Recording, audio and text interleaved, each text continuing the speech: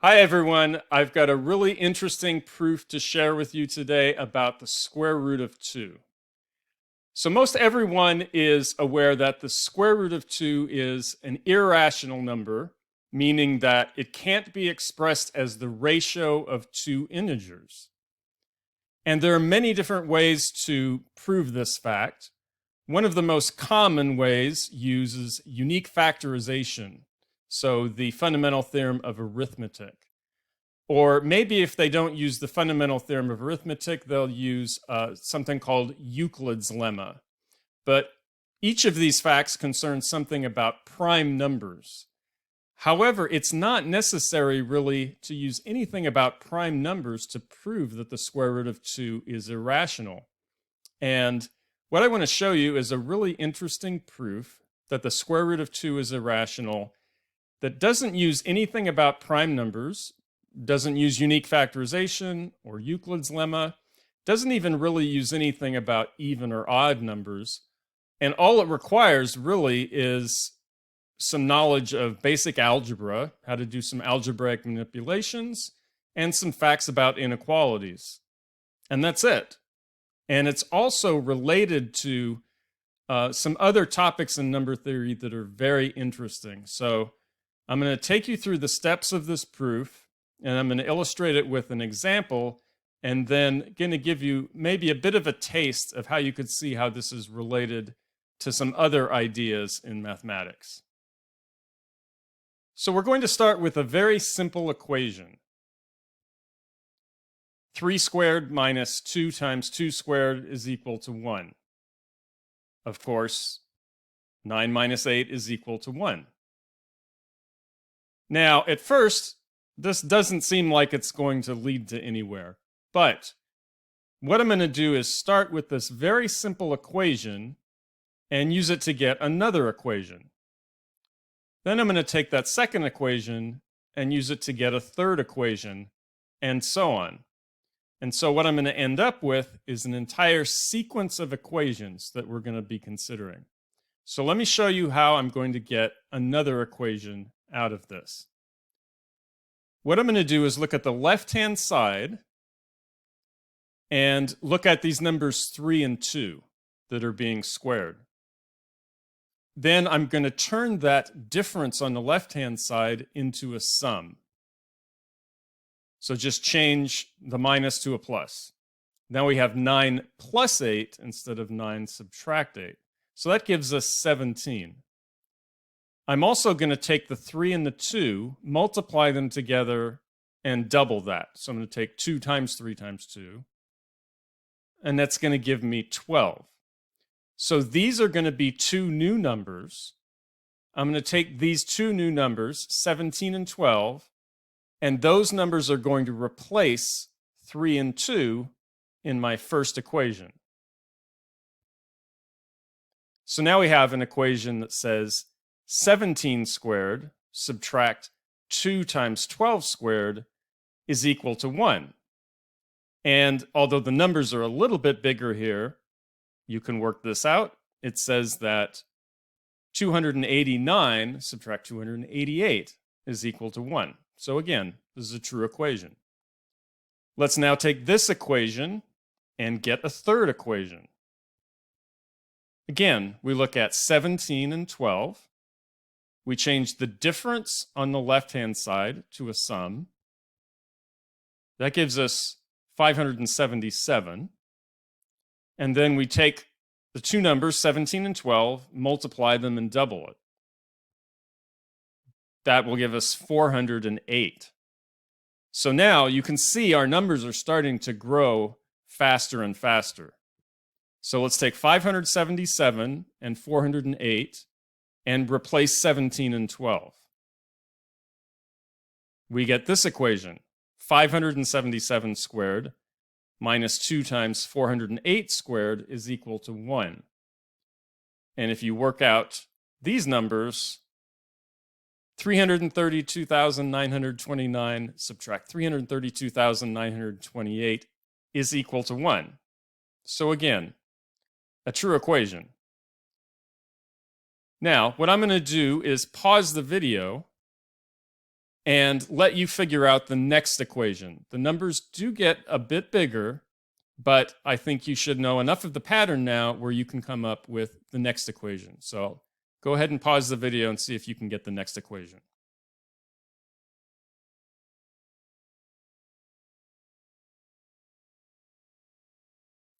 Okay, so you should have gotten these two numbers, 6-digit numbers, which when we substitute in,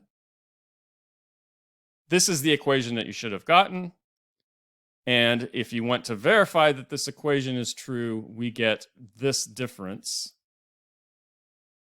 These two numbers are on the order of 443 billion. So much larger numbers, but they still have a difference of 1. Okay, and we could continue this indefinitely as long as we wanted, ... But what we should do before we go any further is stop and think a minute about why we're getting these equations. So why is it that when I start with this first equation, I got a second equation that was also true, and from the second, I got a third one? Why is this working out the way it is? We need to verify that this is actually going to work forever. So let's look at a general equation of the form x squared minus 2y squared is equal to 1. So if we were to apply the same steps that we did previously, we would change the left-hand side with x and y into x squared plus 2y squared, and then we would get our second number by taking 2xy. Okay, these should be our next two numbers. So what we need to do to verify that our sequence of equations are all going to be true is take these two expressions, substitute them in for x and y in our original equation, and just see that we still get 1. So let's go ahead and do that. Now, this is just a little bit of algebra here, so I need to FOIL out the binomial and then distribute the square on the second term. So now I have x to the fourth plus 4x squared y squared plus 4y to the fourth. And then the second term gives me a minus 8x squared y squared. If I combine like terms, the 4x squared y squared changes sign to minus 4x squared y squared. And this is still a perfect square trinomial, but it's going to be with minus instead of plus. It factors as x squared minus 2y squared all squared. And now you can start to see why we're getting this sequence of equations. Because we already knew that x squared minus 2y squared was equal to 1. And now we've got this perfect square trinomial where inside the square is x squared minus 2y squared, which is 1. So we're just getting 1 squared, which is equal to 1. So this is showing that whenever you have one equation in the list, the next equation is also going to work. And we could continue this indefinitely. Now I want to point out a really important fact, because this is something that we're going to use in our proof that square root 2 is irrational. If you go back to our list of equations, by the very construction of these equations and our x and y values, each x value is bigger than the previous x value, and each y value is bigger than the previous y value. In particular, I want you to look at these x values, 3, 17, 577, and so on. Notice that those are getting as big as we want to. So those x values are blowing up to infinity. So the important thing to keep in the back of your mind is that we can take an x value in one of these equations to be as large as we want or as large as we need it to be. But what does this have to do with the square root of 2? Well, let me show you. I'm going to give you a proof that the square root of 2 is irrational based on our list of equations. So here's how the proof goes. It is a proof by contradiction, like every other proof that the square root of 2 is irrational. We start by supposing that the square root of 2 is rational. In other words, we suppose that we can write the square root of 2 as a divided by b, where a and b are positive integers. Now, one thing to note here, in most of the proofs that you'll see, when you suppose that the square root of 2 is rational, you need to suppose that you can write it as a divided by b, but also you need a and b to be relatively prime. In other words, you need a and b not to have any common factors with each other. But we actually don't need that here. So we can just take any a and b as long as those are integers. We don't need to make any assumption that they don't have common factors. Now let's think back to our list of equations of this form: x squared minus 2y squared is equal to 1. We can choose an x value in one of those equations that is greater than or equal to our denominator b. And remember, the reason we can do this is because that sequence of x values is getting as big as we want it to be. We just have to go far enough down that sequence of equations till we get an x value that's big enough. Now what we're going to do is substitute a squared over b squared for 2 into this particular equation, and we're going to get a contradiction. So let's start with x squared minus 2y squared is equal to 1. So we substitute a squared over b squared for 2. Then we're going to multiply through by b squared. Now, if you take a look at the left-hand side here, that's a difference of squares. So what we can do is go ahead and factor that difference of squares. And at the same time, I want to switch the left and right-hand sides of this equation. And you'll see why in just a minute.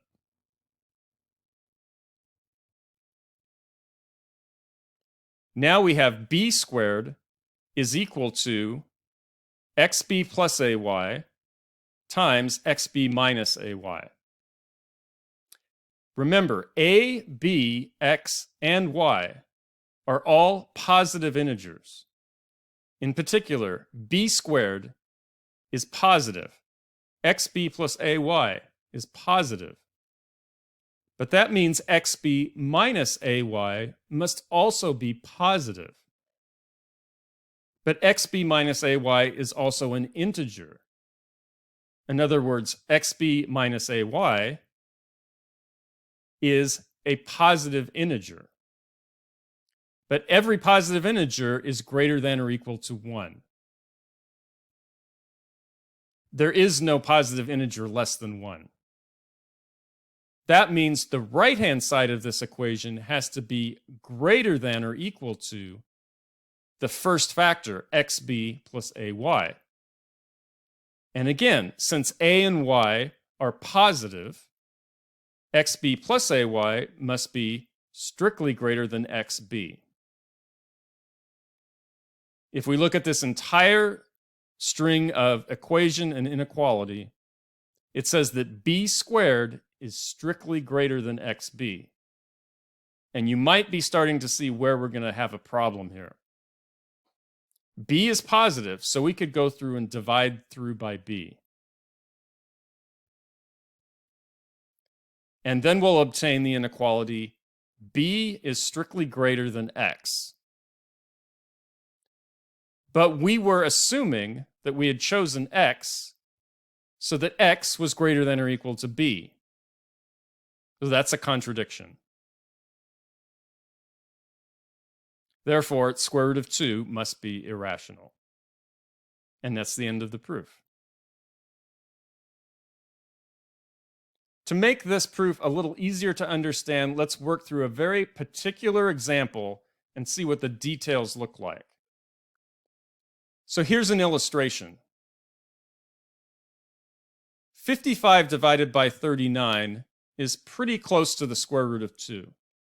It's approximately 1.41. So if you didn't already know that the square root of 2 was irrational, you might be forgiven for thinking that 55 over 39 might actually be exactly equal to the square root of 2. So let's look at that denominator 39 again. If we go to our list of equations, we look at the left-hand side and we look at these x values, and we keep going down the list until we get an x value that's bigger than 39. So the first equation is 3. That's not big enough. We go one more, 17, still not big enough. The next one is big enough. 577 is definitely bigger than 39. So that's the equation that we're going to be working with. 577 squared minus 2 times 408 squared is equal to 1. And we're going to use this equation to show that 55 divided by 39 cannot possibly be exactly equal to square root 2. Here's what it looks like. Suppose the square root of 2 was exactly equal to 55 over 39. Then from our equation, we can substitute in 55 squared divided by 39 squared. Multiply through by 39 squared. The left-hand side is a difference of squares, so I'm going to factor that difference of squares and also switch the left and right-hand sides. Now, 39 squared is definitely a positive integer, as is 577 times 39 plus 55 times 408. That means that the second factor, the binomial 577 times 39 subtract 55 times 408, must also be positive, and of course, it's an integer, so it is greater than or equal to 1. But that means that the entire right-hand side of this equation must be greater than or equal to 577 times 39 plus 55 times 408, which is itself strictly greater than 577 times 39. And now we can divide through by that denominator of 39 and reach an obvious contradiction that 39 is greater than 577. And that's obviously not true.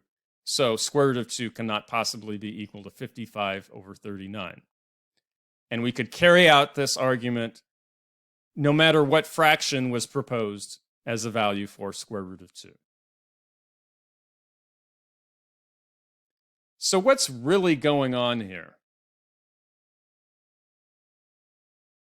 If we look at this equation, x squared minus 2y squared equals 1, this is actually a very famous equation. It's one of an entire class of equations called Pell's equation. And this has been extensively studied throughout history. There's an entire Wikipedia article on it if you want to read through it. It's a very long article. There's a lot you can learn about this type of equation. But what I want to do is just give you maybe just a glimpse of how this equation could be related to all sorts of other things in number theory and in math. What you're looking at right now is called the continued fraction expansion of the square root of 2. And it generates a sequence of convergents. The first convergent here is 1. So 1 over 1. That's not a very good approximation to the square root of 2. I guess you could say it's not that bad, but it's not that good either. The next convergent is a bit better. 1 plus a half, which is 3 halves, 1.5. Now, the numerator and denominator here should remind you of our equation and the first equation that we actually started with. Remember, those were the numbers that we started with for x and y in Pell's equation. 3 squared minus 2 times 2 squared is equal to 1. Well, let's look at the next convergent and see what happens. Now we have 1 plus 1 over 2 plus 1/2. That's 7/5, 1.4. If we put 7 and 5 into Pell's equation for x and y, we see that it doesn't quite work. It almost works, but not quite, because 7 squared minus 2 times 5 squared is 49 subtract 50, which is actually -1, not +1. Well, okay, let's keep continuing. The next convergent is 17 over 12. And you should remember those two numbers. That was the next equation that we got in our list of equations. Remember, the 289 subtract 288 was equal to 1. So this is a solution of Pell's equation. Unfortunately, the next one is not a solution. This is 41 over 29, which is approximately 1.413793. So we're getting much closer to the square root of 2. But again, if you substitute in 41 and 29 for x and y, we get -1 instead of +1. So not a solution of our equation. The next convergent, 99 over 70. Now, we didn't meet these two numbers, 99 and 70. So you might think, well, maybe this one is not going to be a solution either. But actually it is. 99 squared minus 2 times 70 squared is equal to +1. So we have another solution. The next convergent, 239 over 169. Not a solution. Again, it gives us -1. And the last one we're going to look at is 577 divided by 408. Finally, we've gotten to the numbers that showed up in our third equation in our list of equations. It's a very good approximation to the square root of 2. And it is a solution of Pell's equation. So I hope I've given you a glimpse of some of the relationships between these different ideas. Somehow, the irrationality of square root 2 seems to be related to this Pell equation, x squared minus 2y squared equals 1, which is also related to a continued fraction expansion of the square root of 2. And in fact, Pell's equation is also very important in number theory because it leads into the study of what are called algebraic number fields, which is a really important topic in number theory. So there's a lot of different things going on in this particular example and this particular proof. And I hope I've whetted your curiosity enough to look a little bit further and learn more about this mathematics.